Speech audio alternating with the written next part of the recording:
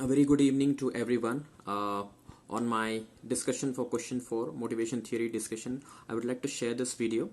First, talking about the background of my individual part 3 video, where I had highlighted my interest and my inclination towards performance incentives, and I have highlighted the work culture from Nucor employees who are benefiting as their per person productivity and their involvement and contribution into the organization has eventually made them one of the most satisfied people, and also at the end of the day making very good monetary rewards from their performance.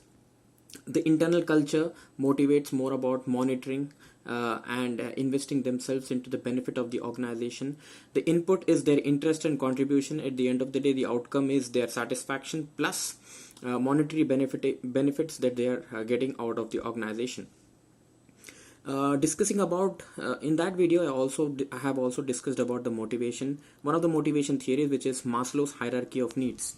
Just a quick refresher that the Maslow's hierarchy of needs start with physiological needs, safety, security, self-esteem, and self-actualization.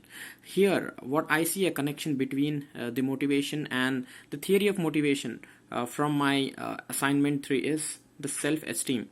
For the employees who are staying long with the Nucor company are feeling valued both in terms of monetary and non-monetary benefits.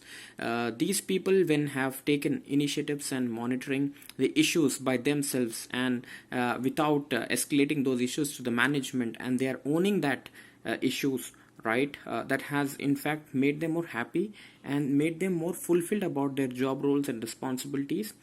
And at the end of the day, the monetary benefit that they are reaping, which is far better than the industry standard, that's what made Nucor employees stand out of the complete competition.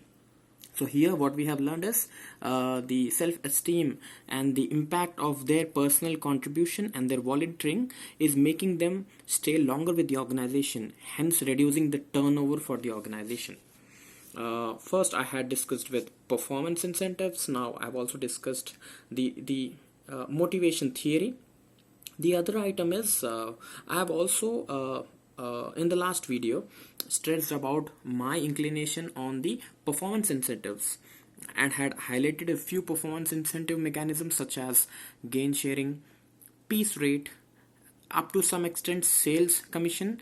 Let me throw some light on piece rate. Piece rate is where a particular job or responsibility is completed by one employee and they completely own the result of it, and they have been credited the work result for that, hence being compensated in the same way.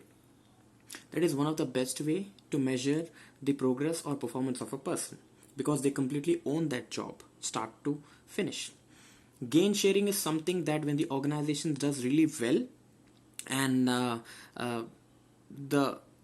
the complete outcome of the gain sharing is the distribution of the profits to every person in the team or the organization or the structure. To some extent I believe that is also a good mechanism of performance incentivization. Sales commission, I was very neutral to that approach, because sales commissions are driven by are driven to the people who bring a lot of sales and business to the organization, but at the same time there has to be a cap and filter which matches with the vision and mission of the organization. So I'm not fully in favor of sales commission, but I'm not against it at this point of time. These are the items, my friends, I wanted to share with you, that I had shared in the previous video as well. And coming back to an important item that I would like to throw some light is, I want to describe how this behavior of me as a manager would be impacted in advocating the theory of motivation. Assuming that I run a team of people, I would certainly want a culture of performance where people are individually appreciated for their efforts, and at the same time their purpose and productivity contributes to the overall success of my team. I am in favor of gain sharing as a performance incentive for the complete business group, and at the same time I would also appreciate and respect the fact that the person is taking care of the piece rate as well. For example, if an individual is performing at the level of 120% of their performance and my overall performance of the team is 90%, I certainly will be in favor and very much happy about that individual who's going above and beyond on the efforts that is putting to bring the positive results for the team, and at the same time his efforts are also increasing the overall average of the organization or the team.